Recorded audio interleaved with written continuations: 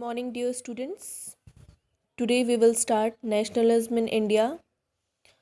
We are starting this lesson because whenever there will be your next weekly test, this lesson is will be coming. So this is the reason for starting this lesson. So don't worry, whatever portion left of lesson number 1 we will do afterwards. Hope you will cooperate in this. So, nationalism in India. In this lesson, we will see many different things. Like in the last lesson, or we can say nationalism in Europe, you have studied that how the feeling of nationalism emerged in the European countries. Now, in this lesson, we will see how the feeling of nationalism spread in India. Okay, various movements we will study and different things you will came to know about the Indian nationalism. First of all, let me clear to you what is nationalism. The feeling of oneness or the feeling of love, you can say a feeling of attachment towards one's nation is known as nationalism. Okay, so as we have seen in the nationalism in Europe, various new symbols, various new songs, and various new territories were redefined when nation states were formed, and nationalism of Europe was related to the formation of nation states. But the collective or identity that was among the people took many years to form. Okay, now, if you talk about India and in Vietnam and other colonies, the growth of modern nationalism was related to the anti-colonial movements. Okay, in those, if we compare that, the nationalism in European countries was much related to the monarchical form of government, because the common people or the citizens of that particular territory opposed their kings. But this situation was not there in India. In India, we used to see that in some another colonies like Vietnam and all, the people started going against to the anti-colonial movement. Means, like in India, if we talk about the British government was there. Okay, we can also say that colonial government. So people starting against of the government, and this is the step through which the nationalism developed among the people. Okay, now this unity, as people struggle, the unity was spreaded among the individuals, or we can say formed among the people when they struggles with the colonialism or the colonial government, and the sense of being oppressed under the colonialism provided a shared bond that tied many different groups together. Okay, because ultimately for whatever people were struggling was the same thing. Okay, they want to remove the colonial rule. Okay, so the Congress under Mahatma Gandhi tried various groups together to form various groups together within one movement. Various movements were launched by Mahatma Gandhi. We will see ahead. Okay. So the main general thing or introduction, you are now knowing that what we are going to study. We will see the incidents occurred near 1920, study about non-cooperation and civil disobedience movement in detail, and how the Congress developed the national movements, what were the different social groups participated in the movement. These things we will study. And other than this, nationalism, how nationalism captured the imagination of people. These things we will discuss in this chapter. Okay, so by this you have understood the introduction of the chapter. Now we will go ahead. This is the first part of lesson, the First World War, Khilafat and non-cooperation. Today we are not studying this complete portion. We will study only about First World War and the Satyagraha movement, then Rowlatt Act. These topics we will cover today. Okay, so in the years after 1919, we see many changes or nationalism spreading in new social groups, okay, and the situation of struggle was developing, okay. Now, what kind of political and economic situation was there during the First World War? We will see. Okay. So, First World War led increase in defense expenditure, which was financed by war loans and increased taxes. So, one thing is very much clear with this, that high amount of taxes were imposed on the people, custom duties were raised, and income tax was also introduced. More and more tax was collected from the people in order to use that amount of money in the war, okay. And prices were increased between 1913 to 1918. Those were almost double, leading to the hardships for the common people, and it became very difficult for the common people to survive during that time. Villagers were called upon to supply soldiers, and the system of forced recruitment in rural areas was spreading, and rural areas people were angry with this. Then in 1918 and 1920 and 21, crop failed in many parts of India, which resulted in shortage of food, okay. Moreover, this was accompanied by influenza epidemic. According to census 1921, 12 to 13 million people perished means हो जाता है end होना, finish होना as a result of famine and epidemic. So this was the political and economic situation during the First World War. The things you have to remember in this are that huge expenditure was made in defense, and for this taxes were increased, loans were taken, custom duties were increased, and income tax was also introduced. During 1913 to 1918, the life of common people was very difficult, okay. Price rise was there for all the essential communities, forced recruitment was there, villagers were very angry regarding this.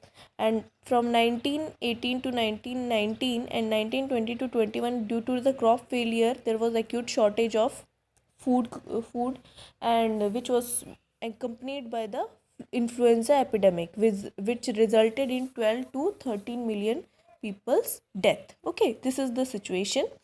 Now we will see the various things. Now when people faced with this calamity, they thought that after the war will end, our conditions will be better, but this didn't happen. Many different situation occurred. So we are starting. The first thing we will read about this or the movement was Satyagrah. Now in January 1915, Mahatma Gandhi returned to India, okay, from South Africa, and there he successfully fought racist regime with a novel method of mass agitation, which he called Satyagrah. Okay, what was discrimination prevailing in South Africa, that was successful with the help of Mahatma Gandhi, as there was discrimination between the different races was there. So what is Satyagraha? Satyagraha is the emphasis the power of truth and the need to search for truth. It suggested that if any case as true, if struggle was against injustice, then physical forces was not necessary to fight oppression. Without seeking vigilance or being aggrieved, Satyagraha could win the battle through non-violence. Now, Satyagraha, they were following the principle of ahimsa, and as per this, one person should not do any kind of violence and should be with true, and should win the battle without creating any violence and being quiet, okay. So people, including the oppressors, has to persuaded to see the truth instead of being forced to accept truth through the violence, okay. Major points you have to remember in Satyagraha was that Gandhiji started this movement, and under this, a person should always be with truth and should win the battle with the help of truth and not creating any kind of violence. Okay, by this struggle, truth was born to ultimately triumph. Victory will take place with the person who is with truth. Mahatma Gandhi believed that this dharma of non-violence could unite all Indians. Okay, he was also having such ideology that this non-violence system or principle will unite the different communities or different people of India. So after arriving in India, Mahatma Gandhi successfully organized satyagrah movements in various places. Like in 1916, he traveled to Champaran in Bihar to inspire the people to struggle against the oppressive plantation systems. Be attentive. Many times this question is asked in exam, that which were the main three places where satyagraha movement took place. So first was in Champaran in Bihar in 1916, and Gandhi ji helped to the peasants who were struggling against the plantation system. Means forcefully they were working as a slaves in plantation, and they were not getting proper wages. So this was the first place where satyagraha movement was started. Then in 1917, Mahatma Gandhi organized satyagraha to support the peasants of Khera districts of Gujarat. Okay, in order to protect or protect the, or we can say support the peasants of Khera districts of Gujarat, because they were also not getting proper payment for their work. Second thing is that crop failure and plague epidemic, the peasants of Kheda could not pay the revenue. Okay, there was a big crop failure and plague disease epidemic spreaded, and this was the reason because of which the Kheda people were not paying, or peasants were not able to pay revenue. On the other hand, revenue collectors were demanding revenue from this was the big reason, okay, why he launched satyagraha at Kheda. And third was in 1918, Mahatma Gandhi went to Ahmedabad to organize satyagraha movement to support the cotton mill workers. So remember, at first place Champaran, Mahatma Gandhi started satyagraha in 1916 to support the indigo plantation peasants. Second, at Kheda districts of Gujarat to support the peasants because they were forced to pay the revenue, and due to crop failure and plague epidemic they were in not a condition to pay the revenue. Third, in 1918, for cotton mill workers in Ahmedabad, Mahatma Gandhi launched satyagraha movement. Okay, now next thing is that next movement is about Rowlatt Act we will study. So after this, Gandhi ji in 1919 decided to launch satyagraha national wide against the proposed Rowlatt Act in 1919. For this, we have to understand what was Rowlatt Act. Okay, first of all, so this had been hurriedly passed through the Imperial Legislative Council despite the united opposition of Indian members. That Rowlatt Act was hurriedly passed by the Imperial Legislative Council, although Indian members were opposing this.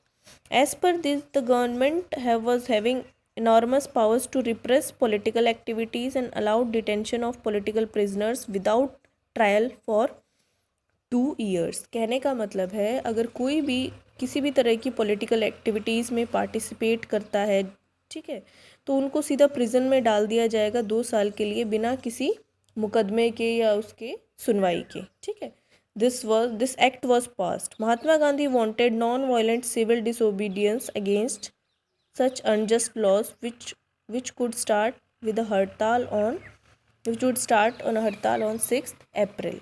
Okay, now this was Rowlatt Act. A law was passed, an act was passed by the Imperial Legislative Council, and Indian members were not happy with this. Okay, as per this law, the British government was having enormous powers to repress political activities and to put political prisoners into jail without any trial. Okay. So on 6th April, rallies were organized in various cities. Workers went on strike. In railway workshops and shops closed down. Such was the condition. And alarmed by the popular unsearch, scaled the lines of communication such as railways and telephone means all the activities in the country were disrupted and mismanaged. The British administration decided to clamp down on nationalist leaders such as Mahatma Gandhi was banned from to enter Delhi. On 10th April, the police in Amritsar fired upon a peaceful procession, provoking widespread attacks on banks, police, railway. Martial law was imposed and General Dyer took command. Okay, this is the situation of people during that time, that the British government stopped it, or we can say destroyed or mismanaged all the activities. Okay, and General Dyer took the command and Gandhiji was stopped from entering Delhi. Such was the situation. Next thing is that on 13, if now we are talking about the Jallianwala Bagh incident. On 13 April, the famous Jallianwala Bagh incident took place, and on this day large people gathered in the ground in the ground of Jallianwala Bagh. Many came to protest against the British government's new law, that was Rowlatt Act. On the other hand, some came to attend the annual fair Baisakhi. Okay, such was the situation. Now, General Dyer entered the area and blocked the exit of the ground and opened fire on the ground, killing hundreds of people. Later, he declared that his object or his major aim was to produce a moral effect or a terror among the people. Okay, he only want to make terror in the minds of people. This he said later, and this was a famous Jallianwala Bagh incident.